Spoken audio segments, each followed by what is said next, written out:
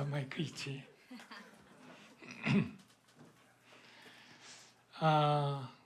우리 청년들 반갑고, 이제 여러분 앞에서 제가 이제 설교를 당분간 좀 하게 될 텐데,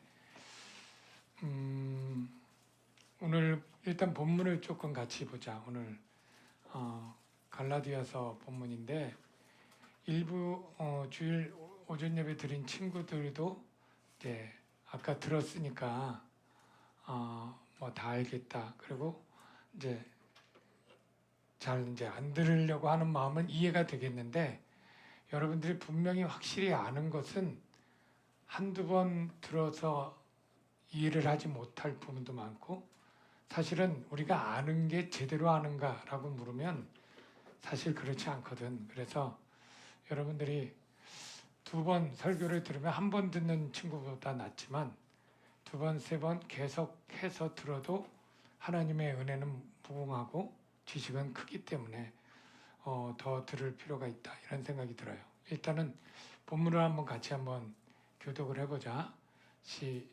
본문. 자, 내가 먼저 읽을게. 그리스도의 은혜로 너희를 부르신 이를 이같이 속히 떠나 다른 복음을 따르는 것을 내가 이상하게 여기노라.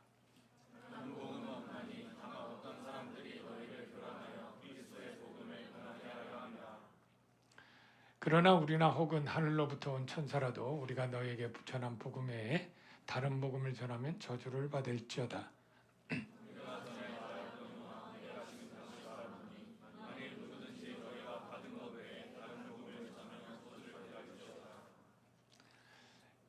자, 다 같이. 이제 내가 사람들에게 좋게 하랴, 하나님께 좋게 하랴, 사람들에게 기쁨을 구하랴. 내가 지금까지 그 사람들의 기쁨을 구하였다면 그리스도의 종이 아니니라. 자, 먼저 여러분에게 질문을 할게. 여러분, 복음 많이 들어본 단어지? 나는 복음을 이렇게 설명하겠다 할 수 있는 친구 손 들어봐 한번. 내가 누구한테 복음이 뭐야 라고 할 때 나는 이렇게 설명해 줄 수 있을 것 같아. 할 수 있지만 손을 안 드는 거라고 생각해. 그럼 은혜. 너무나 유명한 단어지, 은혜. 은혜가 뭐야? 나는 은혜를 설명할 수 있다. 값없이 주는 선물입니다. 값없이 주는 선물. 거의 99점 같아. 네, 박수. 오늘 오전 설교 들은 친구, 그리스도의 은혜의 사건이 뭐야? 그리스도의 은혜. 십자가 사건입니다. 조금 더 풀면 대속하심? 그래, 중요한 단어 잘했어. 근데 조금 더 설명이 필요하겠지? 모르는 친구한테 은혜라는 게 뭐야? 그럼 대속하심. 그럼 그거 대속은 또 뭐야? 또 물어볼 거 아니야? 그지?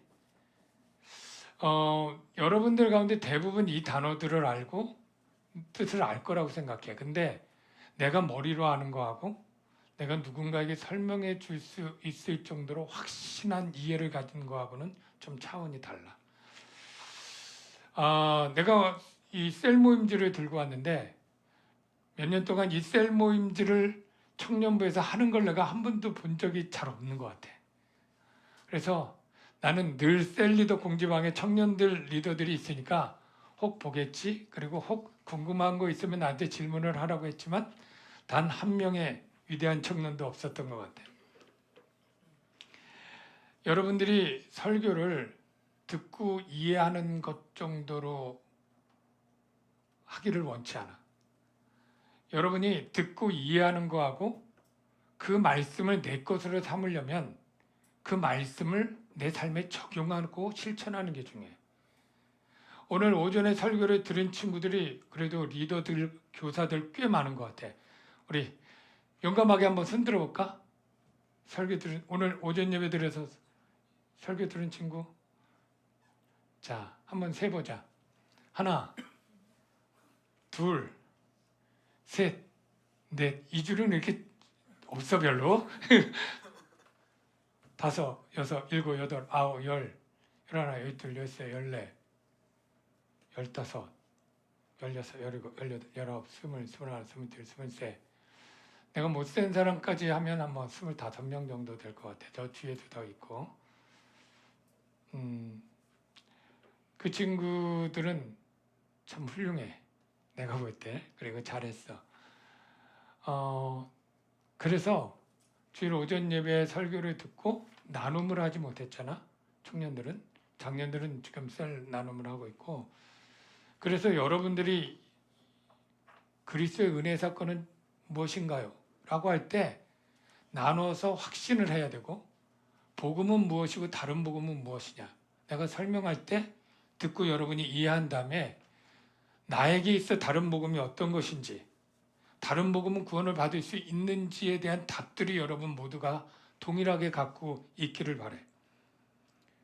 그리고 다른 복음을 들은 적이 있는가에 대해서 여러분이 나누게 되기를 바라고, 왜 다른 복음에 이렇게 저주를 바울이 심하게 했는가에 대한 답을 여러분들이 가져야 되고, 나는 바울과 같은 마음으로 복음이 아닌 다른 사람들에게 어떻게 대하는가, 인간적인 관계로 따뜻하게 인격적으로 대할 것인가, 예수님이나 바울처럼 그들에게 심한 그러한 어떤 저주를 할 정도로 그것에 대한 분명한 태도를 가지고 있는가, 이것들을 나눠야 돼. 그러니까 여러분들이 지금까지 청년부 설교에서 듣고 이해하는 것으로 그쳤다면, 셀 나눔 모임에서 왜 셀 모임을 하느냐? 여러분들이 속으로 좀 친해지게 하는 것, 그것도 중요한 목적이긴 해. 근데 그것으로 하면 1년이면 다 친해져가지고 더 이상 의미가 없거든. 굳이 뭐 셀 모임 하지 않아도 다 하는데, 물론 계속 뭐 친해서 좋긴 하지만, 우리가 이렇게 귀한 시간을 내서 말씀 나눔을 하는 것은 그 말씀을 듣고 이해하는 수준에서 끝나는 게 아니라, 그것들을 각자의 삶은 다 다르잖아. 이해는 똑같아도 그 삶 속에서 적용하면서 내 것으로 만드는 그런 시간으로 여러분들이 셀 나눔을 가져야 돼. 이거를 갖고 들어온 친구 있나? 들어올 때? 왜? 핸드폰에 다 있으니까. 그치? 핸드폰에 다 있지? 없는 친구 있어? 셀 단톡방에 셀 리더들이 안 보낸 셀 리더들이 있나 혹시? 보낸 리더가 없는 거 아니야 혹시? 한번 물어봐. 나는 셀 리더로서 단톡방에 보냈다 하시는 분, 하는 친구 있는데도 안 들은 걸로 그냥 생각할게. 목사님이 그동안 했던 노력들이 다 헛수고였네. 여러분들이 굉장히 청년들도 바쁘고 중요한 시간이잖아. 찬양 참 은혜롭게 잘 준비했어. 그리고 다른 팀 사역도 우리 청년들이 훌륭해. 말씀도 못한다고 생각지 않아. 그러나 나는 좀 더 하길 바래. 그래서 목사님 스타일이 강해 설교잖아. 내가 요한계시록 강해할 때도 사실은 청년부 할 때는 예전에 주일 설교를 하기 위해서는 최소 20시간 이상을 묵상하고 연구하고 만들어. 그러니까 청년부에 두 번째 할 때는 한 2-3시간 정도 준비해서 하면 돼.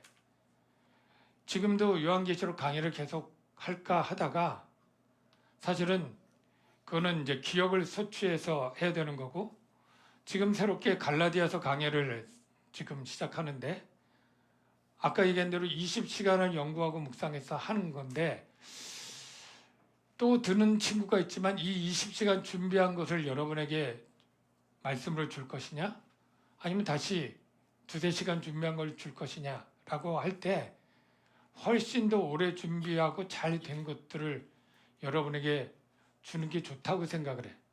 그래서 이제 주일 오전에 교사를 하면서 또는 찬양팀을 하면서 예배를 드린 친구가 두 번째 듣게 되는 게, 약간은 또 그 친구들 속으로는 같은 설교에 또 들어서 이렇게 생각할까 봐 걱정이 되는 면이 솔직히 있어. 그런데 분명히 우리들이, 나도 설교를 계속하고 하지만 말씀을 한 번 듣고 이해해서 끝나는 게 아니라 또 듣고 확신에 거할 때까지 듣는 것이 좋아서, 조금 더디게 가도 여러분이 한 주 한 주 말씀 듣고 서로 나누고 적용해서 갈라디아서 이제 시작했으니까 통으로 삶아서 갈라디아서에 대해서는 내가 누군가에게도 나도 이야기를 성경 공부를 인도할 수 있다 할 정도의 친구들이 되길 바래. 나중에 바울 서신 성경 고사할 때 우리 청년부가 싹 할 수 있도록 그렇게 좀 해주길 바래. 갈라디아서 지난주에 체육대회 했을 때 오전 예배를 못 들은 친구들이 많기 때문에 좀 얘기를 하자면 자, 바울이 편지 서신서를 몇 개 썼지? 혹시 아는 사람이 없을 것 같긴 한데 몇 권 썼지? 맞춰봐. 자, 위아래로 해가지고 맞히는 친구에게 커피 쿠폰 10,000원짜리. 자, 이슬이 먼저 찍어. 10곳 위에 정답. 야, 자, 커피 쿠폰 네 기억해요. 자, 그러면 또 다른 문제. 13권 중에서 가장 먼저 쓴 것이 무엇일까? 딩동댕. 네, 커피 쿠폰 얘기 했던가? 연결하는 걸로 좋아. 자, 2명에게 주겠어. 갈라디아서가 13권 중에 가장 먼저 쓴 거야. 그러면 이거 커피 쿠폰 아니고 가장 마지막에 쓴 건 뭘까? 디모데후서. 딩동댕. 오, 대단해. 죽기 직전에 쓴 거지. 그래서 여러분들이 이 순서대로 사도행전 쓸 때 편지를 10권을 썼어. 선교여행하면서. 그 첫 번째가 1차 선교여행의 지역인 갈라디아야. 갈라디아서. 좀 이따 나오겠지만 그냥 먼저 그냥 얘기할게. 자막 없어도. 몇 년도에 갈라디아 선교를 했을까? 그건 정말 어려운데. 54년. AD 54년. 아래. 52년. 아래. 이제 그만. 잤다. 몇 년도에 시작했을까? 갈라디아 선교? 찍어. 교빈이 찍어봐. 40 위에. 예은이. 위에. 자, 이제 마지막 한 명. 몇 년? 47년. 땡. 46년. 46년에서 48년 정도. 2년 정도 하고 그리고 이제 수리의 안디옥. 안디옥이라고 하는 도시가 몇 개나 있었을까? 이 시대에. 안디옥. 안디옥은 안디오코스라고 하는 황제 이름을 따서 로마 제국이 도시를 점령할 때마다 이름을 붙였는데 성경에는 딱 2군데 안디옥이 나와. 바로 선교를 출발했던 곳 어디 안디옥? 수리아 안디옥. 그리고 갈라디아 지역의 첫 번째 안디옥 BCD의 안디옥. 거기 와서 안디옥과 그 다음에 이고니온, 루스드라, 더베 이 4개 도시가 갈라디아의 핵심 도시고 여기에 복음을 전해서 이제 갈라디아 교회가 된 거예요. 어떤 사람은 갈라디아 교회가 따로 있다고 생각을 하는데 갈라디아 교회가 따로 있는 건 아니야. 갈라디아는 지역이고 그 지역의 도시들마다 교회가 있어. 그러니까 갈라디아서는 오늘날 그러니까 경상도 교회 그러면 꼭 경상도라고 하는 교회가 아니라 경상도에 있는 교회겠지.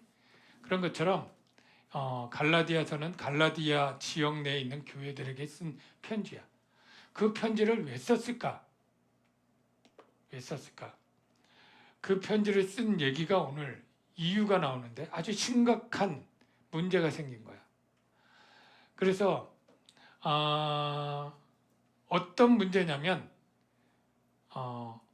바울이 전한 복음은 우리의 죄 문제를 우리가 해결할 수 없기 때문에 반드시 예수 그리스도의 구원의 사건을 믿음으로 죄사함을 받고 그리고 구원을 얻으라. 이게 바울이 전한 복음이야. 내가 오전에 얘기를 해서 아는 친구들이 있을 텐데 다 타종교와 기독교의 차이가 있는데 가장 구원의 사건에 있어서 결정적 차이 내가 설명을 했는데 기억나는 친구 재윤이 혹시 기억나니? 미안해 질문해서. 서영이 기억나니? 미안해. 자 기억나는 친구 트리.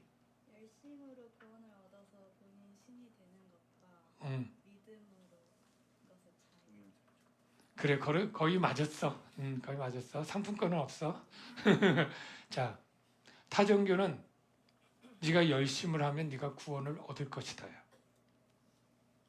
그래서 돌을 열심히 닦으면 성불에 이를 것이다. 이런 표현들이 있잖아. 그러니까 다른 종교는 대부분 너 열심히 해라. 신의 아들이 될 거야. 신이 될 거야. 기독교는 네가 100번을 열심히 해봐라 되나와. 네가 아무리 노력해도 네가 스스로 구원을 할 수 있나? 없다라는 거예요. 그래서 기독교의 구원은 완전히 다른 게 뭐냐면 너는 절대 네 스스로를 구원할 수 없기 때문에 내가 네 구원을 대신해 줄게요. 하나님이 우리의 죄 문제와 죽음의 문제를 대신 해결해 줘. 그리고 우리는 뭐 하기만 해? 믿기만 해라. 믿음으로 이 죄사함과 구원을 받는 거예요. 이게 바로 복음의 핵심 사건이고 이 복음의 핵심 사건은 은혜가 깔려 있어. 왜? 은혜는 자격 없는 자에게 주는 하나님의 선물이잖아. 내가 죄사함과 구원을 받을 어떠한 행위나 노력도 없어. 내가 착한 일도 없고 내가 말씀을 잘 순종한 적도 없어. 그런데 하나님이 그냥 주는 거야. 그래서 은혜야. 아침에 이런 말로 내가 시작을 했는데 당신의 인생을 예수님께 맡기세요. 전도할 때 쓰는 어떤 권면의 말일 수 있어. 당신의 삶에 예수를 초대하세요. 이것도 비슷한 뉘앙스로 하는데 여기에는 조금 함정이 있을 수 있어.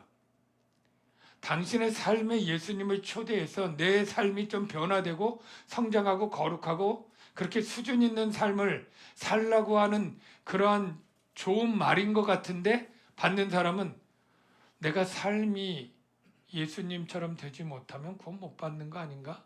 이런 생각을 해. 그래서 구원을 받으려면 착하게 살아야 된다. 이 말이 맞니 틀리니? 그러니까 그건 확실히 기억하는구나. 구원받으려면 착하게 삶을 살아야 한다. 이게 어떤 가르침 가운데 이런 착하게 살고 우리가 변화되기 위해서 교회 생활을 해야 되는 거 맞지 않나? 이렇게 생각을 하는데 착하게 삶을 사는 것과 구원은 별개다.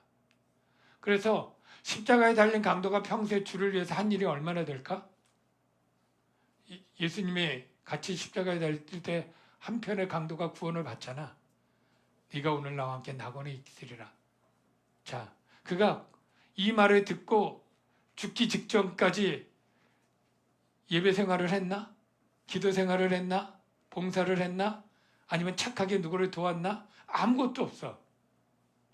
그런데 그는 구원을 분명히 받았을 거야. 예수님의 약속이니까. 자, 나와 여러분들이 구원받을 때 착한 삶이 그래도 구원을 이루는데 조금이라도 도움이 된다? O야 X야? X야.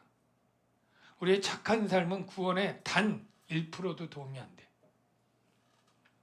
그러면 착하게 살지 않아도 되니까 마음대로 살라? 그건 아니야.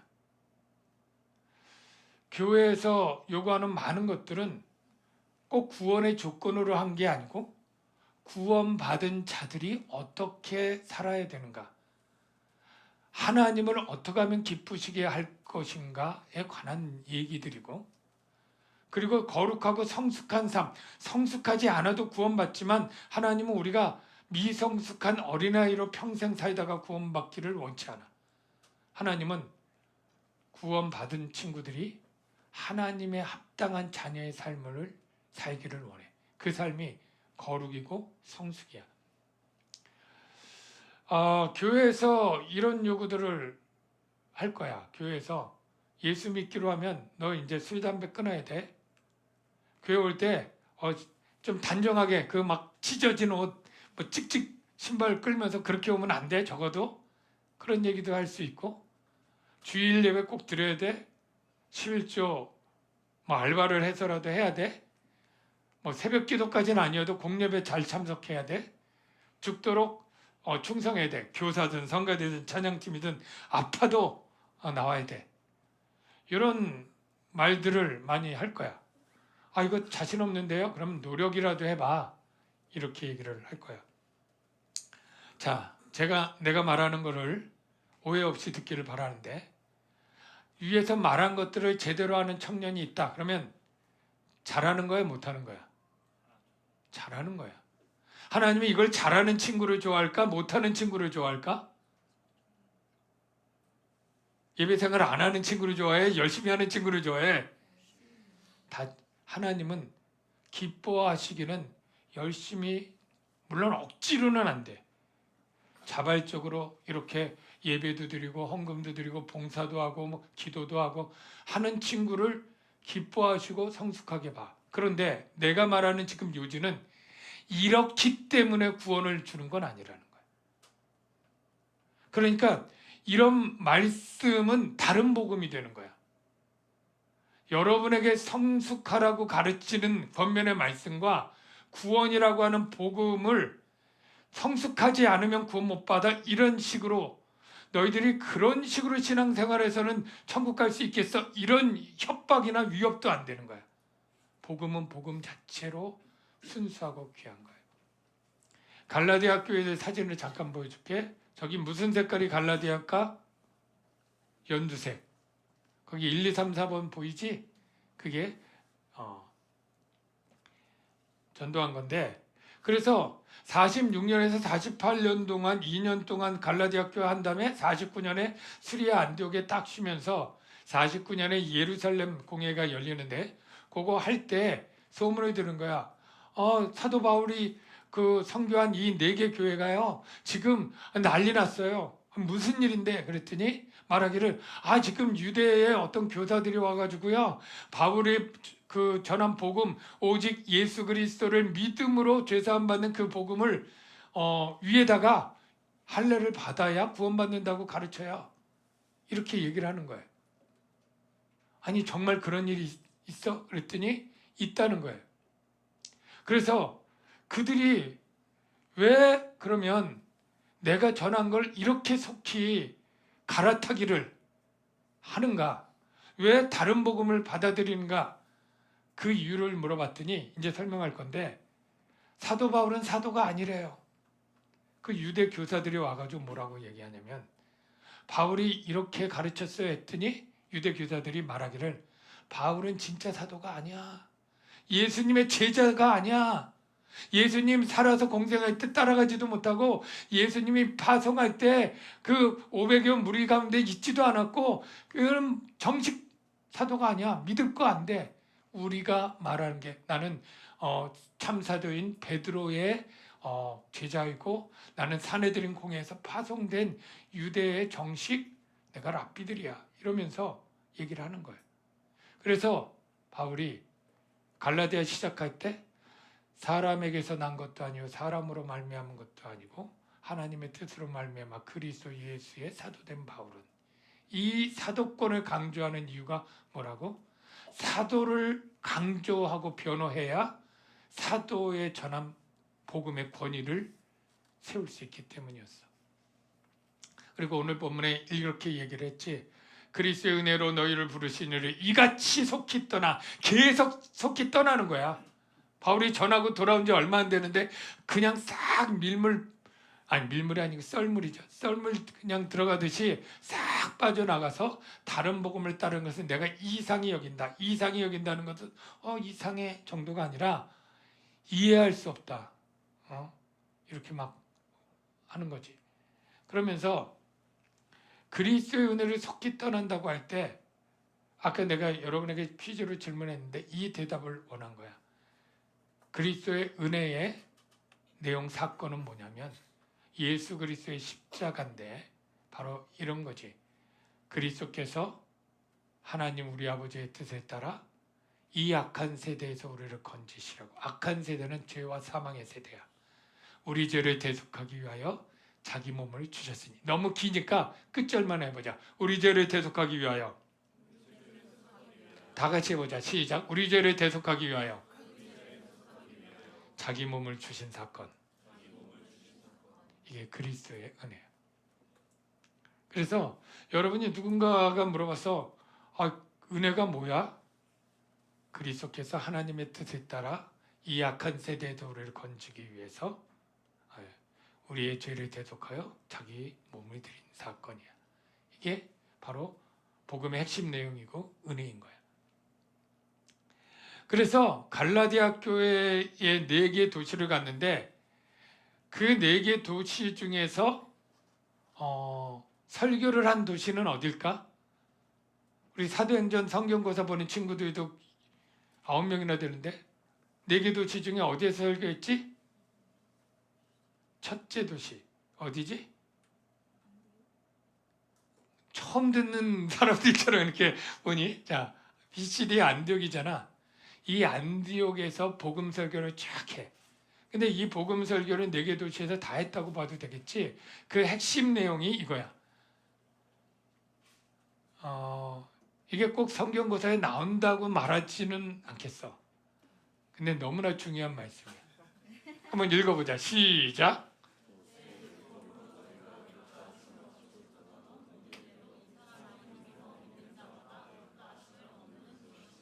자, 모세의 율법으로 의롭다 하심을 얻어 못 얻어? 못 얻는다는 거야. 속죄 제를 드려도 죄사함이 완전히 된 게 아니고 정결례를 했다고 깨끗하게 되는 것도 아니고 다 육체의 예법이지 실제 황사와 염소의 피가 우리 죄를 씻을 수 없다. 히브리서의 선언이잖아. 그런데 어떻게 죄사함과 의롭다함을 얻는다라고 말하면 자 어떻게 된다 그러지? 자 읽어봐. 시작. 어떻게? 그래. 이 사람 누굴까? 그래. 명심해. 이게 바로 복음의 핵심이야. 예수 그리스도의 십자가 사건만 있으면 안 돼. 그거를 믿음으로 믿는 사건, 의롭다 하심을 얻게 되는 것. 이게 복음이에요. 우리가 의로운 행위를 한 게 없어. 그런데 믿었더니 하나님이 나를 의롭다고 인정해줘. 이게 복음이지. 그런데 아까 다른 복음이 나왔잖아. 다른 복음은 어떻게 나왔냐면 이렇게 기록하고 있어. 어떤 사람들이 유대로부터 내려와서 형제들을 가르치되 너희가 모세의 법대로 할례를 받지 아니하면 능히 구원을 얻지 못하리라 하니. 자, 예수 그리스도를 믿음으로 구원을 얻는다고 바울이 가르쳤는데 여기다가 뭐 한 거야? 추가를 붙인 거야. 추가한 거야. 예수 그리스도를 믿는 것 플러스 모세의 법대로 할례까지 받아야 돼. 그리고 조금 더 있으니까 더 플러스했어. 뭐냐면 날과 달과 절기와 해를 지켜야 돼. 안식년, 희년, 뭐 유월절, 뭐 초막절, 뭐 장막절, 뭐 초막절 장막절이지. 뭐 77절 뭐 다 지켜야 돼. 이러면서 자꾸 지켜서 의롭게 된다. 이렇게 얘기를 하는데 이거를 자 복음 위에다가 뭐를 플러스하면 나쁜 거 없네. 이렇게 생각할 수도 있는데 절대 그러면 안 된다는 거예요. 순수한 복음에다가 뭐를 더하면 이 복음은 그대로 있는 거니까. 예를 들면 내가 하나님도 믿는데 조금 더해서 바알신도 조금 더 믿는다고 하나님은 내가 안 믿고 갈아탄 게 아니라 믿으면서 바알신도 믿는 거야. 될까 안 될까? 안 되겠지. 이거는 기도하면서 알 수도 있지만 어느 대학에 갈지 하나님이 대답 안 하니까 잠깐 점쳐도 돼. 될까 안 될까? 안 되겠지. 덧붙이는 것은 그냥 더한 것이 아니라 복음에서 떨어지고 끊어지는 것이다. 이렇게 얘기를 해. 내가 할례를 받는 각 사람에게 증언하느니 그는 율법 전체를 행할 의무를 가진 자라. 율법 안에서 의롭다함을 얻으려 하는 너희는 그리스도에서 끊어지고 은혜에서 떨어진 것이라. 그래서 다른 복음을 따르는 것은 다른 복음은 다른 종류의 인정할 만한 복음이 아니라 틀린 복음이다. 우리가 그런 말 많이 하잖아. 우리가 생각이 달라도 생각이 다른 거지 틀린 건 아니야.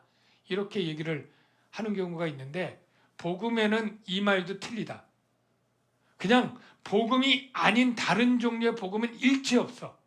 그냥 달라지면 틀린 거야. 달라지면 우리의 구원이 되지 못해. 그래서 다른 복음은 없나니 이렇게 얘기를 하는 거야. 자, 다른 복음이면 왜 안 되냐면 여러분 물이 크게 뭐 100리터? 아니면 100리터 있다고 칩시다. 100리터든 10리터든 있는데 거기에다 아주 조금 1%도 안 되는 독극물, 그것도 같이 물자야. 물자로 끝나는데 1% 독극물을 타면 뭐 그냥 대부분 99% 물이니까 괜찮을까? 그렇게 생각할 친구 없겠지? 헬리콥터가 구조용 헬리콥터가 소방 헬리콥터 나르다가 사람들 있으면 막 물에 빠진 사람 막 그 구조술로 태우고 막 어디로 이동하는 이러한 구조용 헬기에 그 줄이 얼마나 강하겠어? 바람에도 막 끄떡 없어야 되잖아. 그런데 그런 줄에 지푸라기 줄 뭐 한 1cm, 10cm 껴 있으면 괜찮을까? 말이 안 된다는 건 여러분 알죠? 마찬가지입니다. 하나님의 구원의 진리의 이 복음에다가 다른 잡스러운 인간의 생각이 딱 들어가면 그건 구원을 주지 못해요. 이건 내 말이 아니고 요한계시록의 성령에 감동되어서 마지막에 우리에게 주신 말이야. 한번 같이 읽어보자. 시작. 이 두루마리의 예언의 말씀을 듣는 모든 사람에게 증언하노니 만일 누구든지 이것들 외에 더하면 하나님이 이 두루마리에 기록된 재앙들을 그에게 더하실 것이요. 그러니까 하나님 말씀에다가 내가 복음을 자꾸 섞어. 하나님 말씀은 이런데 나는 이렇게까지는 생각지 않고 이게 더 맞을 것 같아. 뭐 이런 식으로 가르치는 목사가 있다면 어떤 교주라고 하는 사람이 하나님 말씀이 이렇지만 내가 생각은 이렇다고 제2의 요한계시록을 쓰는 사람이 있다면 뭐예요? 재앙을 더한다는 거예요. 마음대로 빼는 사람도 있어요. 여러분 혹시 비신화화 이런 단어를 들은 적이 있나요? 브리트만이라고 하는 독일 학자는 시작은 좋은 뜻이야. 성경이 현대인들에게 전도를 해야 되는데 현대인들이 예수님이 무리를 걸어갔다거나 오병이어의 사건이나 죽은 자 가운데서 살아났거나 이런 것들은 너무 신화적인 요소니까 오히려 복음 전하는데 걸림돌이 될 수 있어. 그러니까 요거를 신화적인 요소를 제거하자. 그렇게 나온 게 비신화 운동인데 예를 들면 예수님이 무리로 걸어갔잖아. 근데 어떻게 주석을 하냐면 실제 예수님은 무리로 걸어간 게 아니라 배 탄 자들이 해변에서 쫙 걸어가고 있는데 거기서 보니까 무리로 걸어간 것 같이 보일 것이다. 이게 비신화 작업의 예야. 오병이어 사건은 어떻게 얘기를 하냐면 물고기 보리떡 오병이어 2개의 물고기하고 5개 떡이잖아. 이걸로 수천 명을 먹이고도 뭐 12강주리를 남기고 한 사건인데 원래 원래 도시락들을 원래 싸웠다는 거야. 광야로 갈 때 배고프니까 싸웠는데 서로 그걸 꺼내놓으면 금방 뺏길 것 같으니까. 왜요? 점심시간 전에 도시락 꺼내고 맛있는 반찬 있으면 다 뺏기잖아. 그런 것처럼 다들 이걸 내서 먹을까 말까 하는데 용기 있는 어린아이가 여기 도시락 있어요. 그러고 딱 꺼내놓으니까 사람들이 어린애도 꺼내놓는데 어른된 내가 너무 숨겼던 게 자존심이 상하고 부끄러워서 너도 나도 다 꺼내놨고 그걸 먹으니까 12강주리가 남았다라는 게 비신화의 해석이야. 비신화화의. 마치 성경에 뭐예요?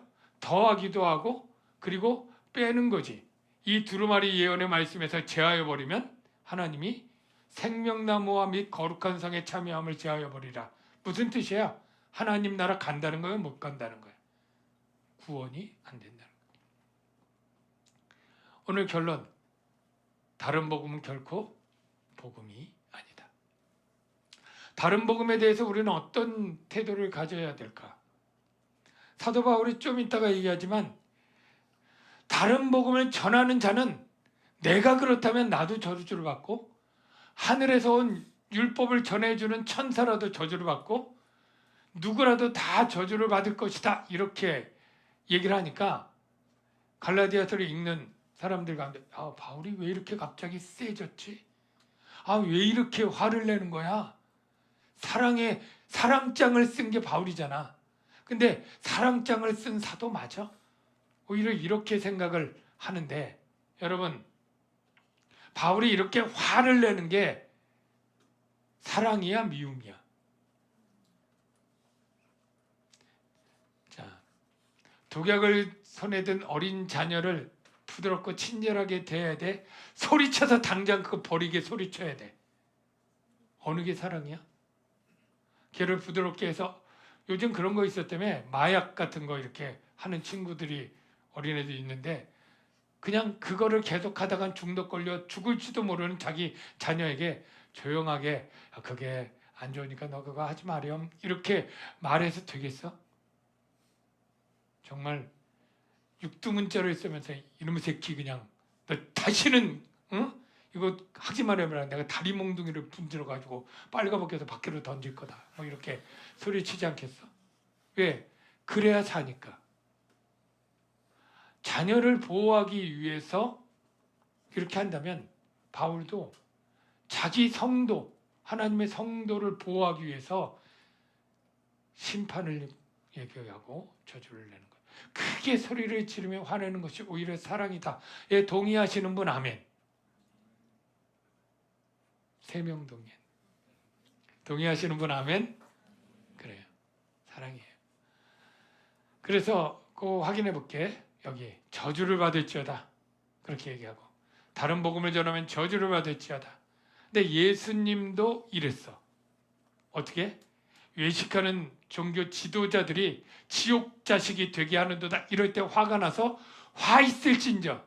그러니까 예수님, 바울 그리고 성도를 사랑하는 지도자들은 죄를 데려갈 때 화를 내는 거예요. 그러니까 여러분들을 유혹하는 여러분의 가족을 유혹하는 신천지라든가 저도 다 사람인데 몰라서 그러는데 괜찮아. 이렇게 부드럽고 온유한 마음을 가지는 것이 선이 아니라니까.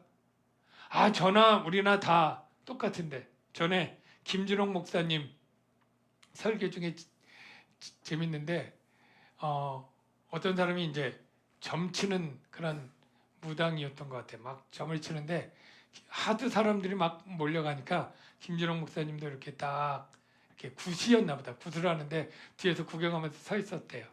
그 사람이 막 굿을 하다가 왜 굿이 잘 안 되지? 그러다가 혹시 여기 예수 믿는 사람 있느냐고. 그래가지고 나중에 이제 내가 이제 목사라고 그랬더니 그분이 나중에 와서 같은 업에 종사하는 사람끼리 이러지 맙시다 이렇게 얘기를 했다는 거야. 여러분 같은 업에 종사하는 저도 종교인이고 나도 종교인인데 서로 다 주장하는 게 다르지. 인정해주고 서로 같이 잘해보자. 이런 방향이 WCC고 에큐메니컬 운동이야. 우리 교단이 혹시 여러분들은 잘 신경 안 쓰겠지만 우리 대한예수교 우리가 무슨 교단이야? 이런 거 잘 관심 없었지? 이제 외워. 대한예수교 장로의 합동교단이야. 통합교단하고 근본적인 차이 중에 제일 하는 게 이 WCC에 우리는 가입을 안 했고 통합교단은 가입한 게 좀 큰 차이인데 이 WCC는 뭐냐면 교회가 힘을 합쳐서 하나 되고 일치가 되어서 어떤 선한 사업은 같이 할 수 있다라고 주장을 한 거고 우리는 선한 일을 같이 하는 것보다 신학이 다른 종교인들과 같이 해서는 일은 잘할지 몰라도 신앙이 흐트러지기 때문에 안 하겠다고 한 게 우리 교단이야. 그래서 합동과 통합의 차이가 그거라고 하는 건데 중요한 것은 우리가 그 사람을 미워하는 건 아니지만 그 사람이 그의 사상과 신학으로 나나 우리의 사랑하는 친구들을 변제시킬 수 있다면 우리는 단호해야 돼.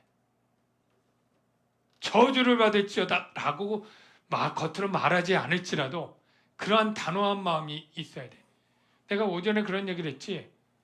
어떤 사람이 당신 딸이 이단 사이비에 빠져서 신천지나 이렇게 해서 믿음을 저버리는 일하고 당신 딸을 누가 음주해서 교통사고로 죽인 사람이 있다면 어떤 사람이 더 미울 것이냐. 여러분 어떻게 생각해요? 만일 여러분 아직 딸이 없겠지만 사랑하는 딸이 있었는데 그렇게 된다 그러면 둘 다 너무나 속상한 일이겠지만 우리는 딸을 죽인 그 사람이 더 미울 것 같아요 라고 생각되겠지만 결과적으로 육체만 죽은 그것은 그 딸의 영혼은 구원받을 수 있거든. 그런데 신천지에 가서 이단에 빠져서 믿음을 버렸다면 평생 그는 살 수 있지만 그의 영혼은 불못에서 영벌을 당할 것이거든. 예수님이 그렇게 말하지. 너희 육체를 몸을 죽이는 자들을 두려워하지 말고 너희 영혼을 불못에 던질 수 있는 그를 두려워하라. 이 말을 의미하면 어느 것이 더 무섭고 심각한 일일까요? 우리 영혼을 잘못된 가르침으로 인도하는 게 훨씬 더 악한 일이지. 나는 여러분들이 율법적 행위로 열심히 하기를 바라요. 율법이 하나님의 법이고 선한 거예요. 그래서 여러분이 주일 예배 생활도 잘하고 그리고 헌금 생활도 잘하고 11조 생활도 할 수 있으면 하고 기도 생활, 말씀 생활 다 하기를 바라요. 이게 선한 일이니까. 내가 말하는 것은 이것으로 구원을 받는다는 식으로 가르치지 않아야 된다는 거예요. 여러분이. 사람이 기뻐하고 좋아하는 가르침이라면 바울은 할례를 받아들였을 거야. 이렇게 핍박이 많고 반대가 많은데 그래 할례를 받아야 된다 그러면 유대인들이 바울을 그렇게 죽이려고까지는 안 할 거거든. 그러니까 바울이 마음 놓고 선교를 하지만 나는 사람들이 기뻐하고 좋아하는 때 가르침을 가르치지 않겠다는 거예요. 그래서 마지막 같이 읽어볼까? 시작. 이제 내가 사람들에게 좋게 하랴 하나님께 좋게 하랴 사람들에게 기쁨을 구하랴. 내가 지금까지 사람들의 기쁨을 구하였다면 그리스도의 종이 아니니라. 여러분 우리가 그리스도의 종이라면 사람들의 비율을 맞춰서 신앙생활을 해서는 안 돼요. 그래서 때로는 가족끼리 싸울 수도 있어. 만약 여러분의 부모가 교회 다니지 말라고 그냥 나랑 불교 믿으라고 또는 신천지 믿으라고 이렇게 할 때 여러분들이 효도해야지.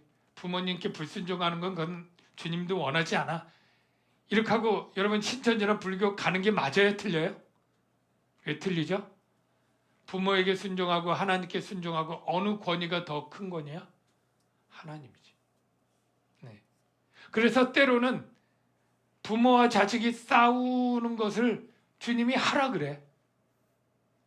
좀 이상하죠? 여러분 중에 교회 다니지 말라고 그렇게 강압적으로 하는 부모 있다면 다퉈서라도 여러분은 복음을 지키라는 게 주님의 말씀이에요.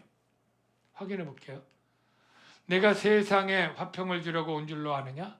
내가 너희에게 이르노니 도리어 분쟁하게 하려 함이라. 예수님 말씀이에요. 아버지와 아들이 아들이 아버지께 순종하고 아버지는 자녀를 사랑해야 되는데 아버지와 아들이 싸우는 거예요. 어머니와 딸이 시어머니와 며느리 누군지 몰라도 둘 중에 하나는 복음을 믿는 자고 둘 중에 하나는 복음을 반대하는 거지. 그럴 때 좋은 게 좋은 거야. 효도해야 돼. 그냥 애를 노엽게 하지 말아야 돼. 이렇게 해서는 안 되고 복음을 받은 자가 싸우라는 거예요. 복음으로. 그렇다고 치고받고 싸우라는 게 아니라 복음을 지키는 걸 양보해서는 안 돼. 타협해서 안 돼. 그래서 싸워서 갈라지는 게 당연하다. 이만큼 복음은 놓쳐서는 아니 되는 거예요. 결단곡이 오늘 주일에 했는데 우리 청년들도 부를 수 있을까? 여기 오직 주의 은혜로 찬양팀 도와주고요. 여기 2절 가사가 너무나 좋아. 여러분, 나의 노력과 의지가 아닌 주님의 그 뜻 안에서 의로운 자라 내게 말씀하셨다. 내가 의롭게 되는 건 착한 일을 열심히 해서 되는 게 절대 아니고 나의 노력이나 의지가 아니야. 예수 그리스도를 믿을 때 나는 의롭다 인정을 받아. 그게 완전하신 은혜고 이 은혜 때문에 우리가 주님 앞에 예배를 드리는 거다라고 하는 고백이야. 우리 그 가사를 생각하면서 같이 불러보면 좋겠는데 내가 직접 인도하기 무리가 많고 여러분들 많이 따라 불러주면 좋겠어. 어둠 속 헤매이던 내 영혼 갈게 몰라 방황할 때에 주의 십자가 영광의 그 빛이 나를 향해 비추어 주셨네. 주홍빛보다 주홍빛보다 더 붉은 내 주 그리스도의 피로 씻기어 아멘. 완전한 사랑 주님의 은혜로 새 생명 주께 얻었네. 은혜 아니면 은혜 아니면 같이 불러줄래? 나서지 못하네. 하나님 앞에 서지 못한다는 거죠. 십자가의 그 사랑 능력 아니면 나서지 못하네. 은혜 아니면 서지 못합니다. 은혜 아니면 나 서지 못하네. 나서지 못하네. 놀라운 놀라운 사랑 그 은혜 아니면 나서지 못하네. 나의 노력과 의지가 아닌 이게 중요한 가사예요. 나의 노력과 의지가 안 됩니다. 오직 주님의 그 뜻 안에서 의로운 자라 내게 말씀하셨네. 완전하신 그 은혜로 아멘. 은혜 아니면 은혜 아니면 나는 설 수가 없습니다. 나서지 못하네. 십자가의 그 사랑 십자가의 그 사랑 능력 아니면 나서지 못하네. 은혜 아니면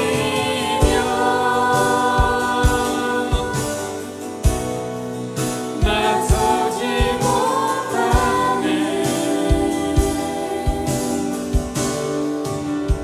놀라운 사랑 그 은혜 아니면 나서지 못하네.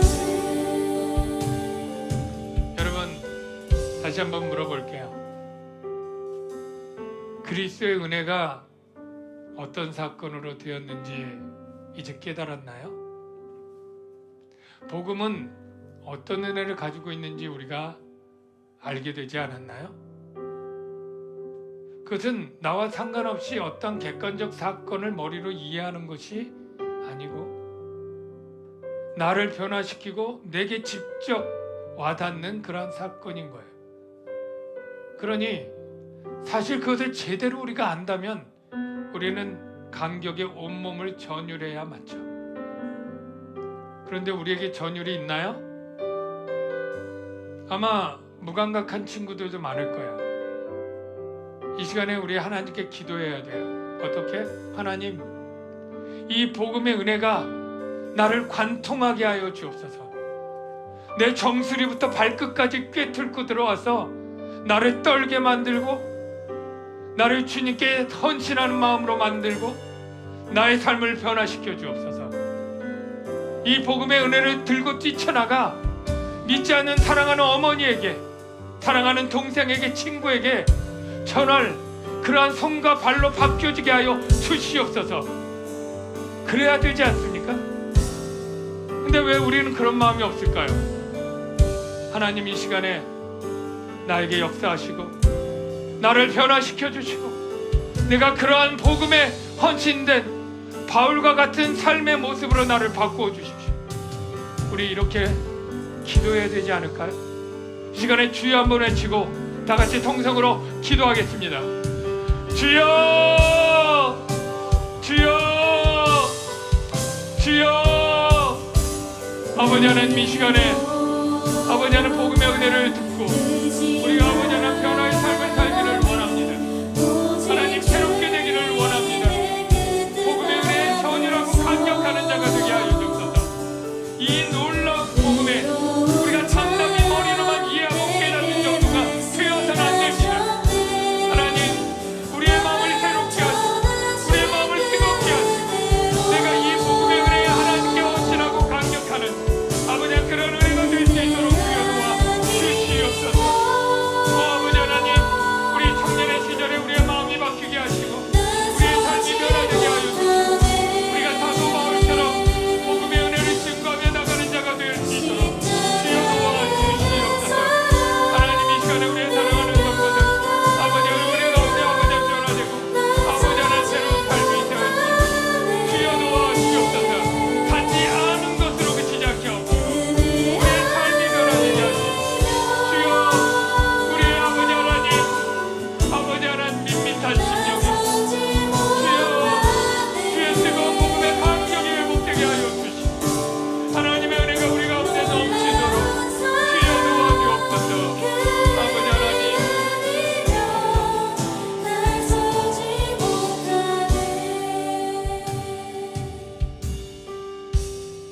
하나님,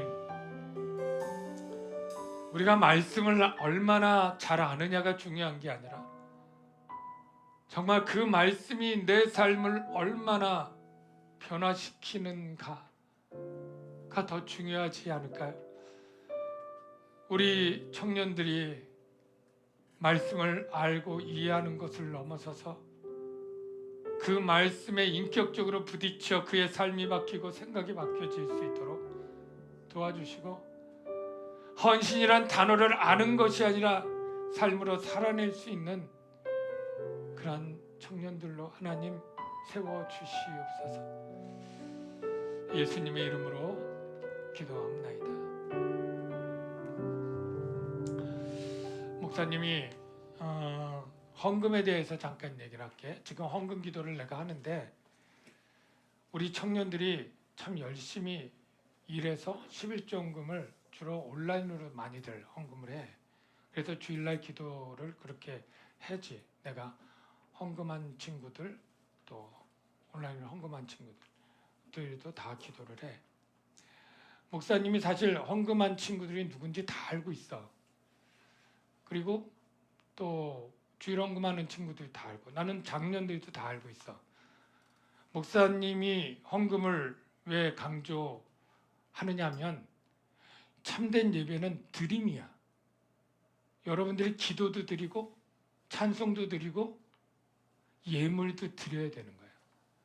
사실 헌금 얘기하는 게 너무나 부담스러워서 목사님이 작년부터 가끔 설교할 때마다 헌금 기도만 할 때도 한 적이 한 번도 없어. 그리고 담당 목사가 있었기 때문에 또 알아서 말씀을 가르치는데, 그래서 그냥 여태까지 여러분의 어떤 걸 하지 않고 다음 주부터는 헌금함이 뒤에 있을 거야. 여러분들이 온라인으로 헌금한 친구는 안 해도 되고 오전에 한 친구도 안 해도 돼.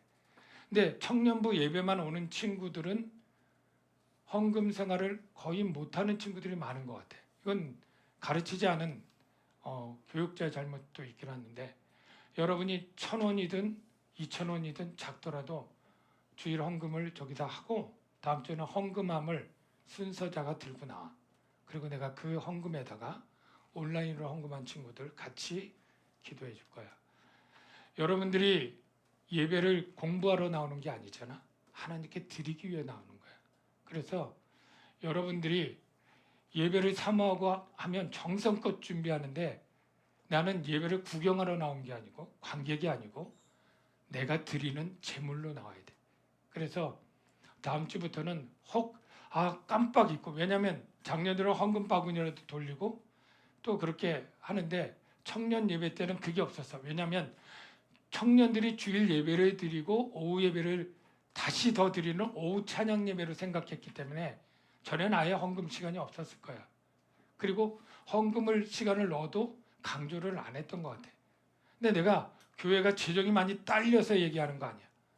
여러분들이 온전한 예배를 드리려면 마음과 정성을 담은 예물을 주일 예배를 드린 친구는 오전에 해도 되고 지금 예배 드린 친구는 지금 해야 돼. 그래서 여러분이 더 하나님께 기쁘시는 예배를 할 수 있기를 바랍니다. 자, 오늘은 그냥 할 거야. 다음 주부터는 그렇게 여러분들이 마음을 갖고 봉투에 넣어서 하나님께 드리는 거니까 액수가 크든 많든 그걸 보진 않아. 여러분이 정성 담아서 하고, 알바를 하는 친구들은 힘들지만 11조 생활을 하는 걸 훈련을 해야 돼. 지금 알바 20만 원 받을 때 2만 원 하는 게 어렵다면 여러분이 나중에 500만 원 사례 받을 때 어떻게 하겠어? 이런 일들이 바로 교회가 사명을 감당해야 되는 건데, 내가 봉사하는 게 헌신이지. 아니야. 재정 봉사가 중요한 봉사야. 그래야 선교를 하고 구제를 하고 다음 세대를 교육하고 하지 않겠어? 여러분이 중고등학교까지 훈련을 받았다면 청년부터 직장 생활을 하고 일할 때는 후배들을 위해서 그런 일부터 해야지. 사실 실천 없는 헌신은 헌신이 아니지. 그래서 여러분이 꼭 기억해 주길 바라고 기도할게. 하나님, 우리 청년들이 주님의 구원받은 은혜에 감사해서 주일마다 정성껏 주일헌금 감사헌금을 드립니다. 청년들이 알바를 해서 번 소득의 11조를 또 하나님께 드립니다. 하나님이 귀하게 연락해 주시고, 그리고 이 예물로 우리 교회가 사명을 감당하는 선교, 구제, 교육 모든 일에 선하게 사용하시고 영광 받아 주시고, 이 헌금을 드린 우리 청년들의 인생을 하나님이 책임져 주셔서 하나님이 그들의 삶이 핍절하지 않도록 때를 따라 채우셔서 마르지 않는 샘, 물된 동산 같게 하여 주시옵소서. 예수님의 이름으로 기도하옵나이다. 아멘.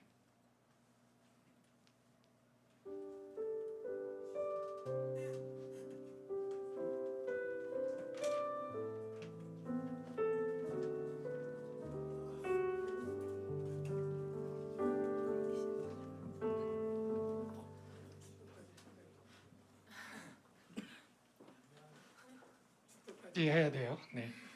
이제는 우리 주 예수 그리스도의 은혜와 하나님 아버지의 무한하신 사랑하심과 성령님의 위로교통 충만하신 은혜가 오늘 진심으로 예배하는 우리 청년들 위해 이제로부터 영원토록 함께 하실지어다. 아멘.